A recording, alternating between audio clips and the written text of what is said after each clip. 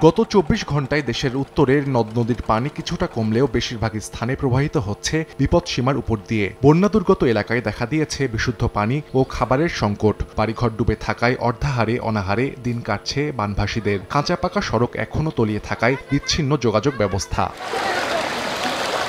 জামালপুরে যমুনার পানি বিপদসীমার উপর দিয়ে প্রবাহিত হচ্ছে। এখনও পানিবন্দী ৫ উপজেলার ৩৪ ইউনিয়নের লক্ষাধিক মানুষ। বন্ধ ২১৪টি শিক্ষা প্রতিষ্ঠান। এখনও পানির নিচে তলিয়ে শত শত হেক্টর জমির আমন ধানের বীজতলা।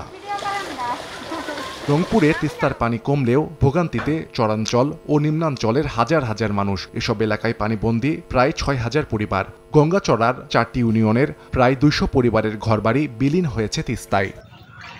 গাইবান্ধায় ব্রহ্মপুত্রের পানি ফুলছড়িঘাট পয়েন্টে বিপদসীমার উপর দিয়ে প্রবাহিত হচ্ছে। সদর, ফুলছড়ি, সাঘাটা ও সুনামগঞ্জের ২৮ ইউনিয়নের লক্ষাধিক মানুষ এখনও পানিবন্দী। নগদের কাছে সব গ্রাহকই প্রিয়, তাই তো সারা দেশে ক্যাশ আউট চার্জ সবচেয়ে কম। কুড়িগ্রামেও নদ নদীর অববাহিকার ৪ শতাধিক চরাঞ্চল সহ নিম্নাঞ্চল তলিয়ে থাকায় দুর্ভোগ পৌঁছেছে চরমে। গত কয়েকদিনে নদ নদীর পানি কমলেও কমেনি হাওরের পানি। সুনামগঞ্জে এখনও দুর্ভোগে লক্ষাধিক মানুষ। অন্যদিকে সিলেটে সার্বিক বন্যা পরিস্থিতি কিছুটা উন্নতি হয়েছে। সাহাল আব্দুল্লাহ আলভি, সময় সংবাদ।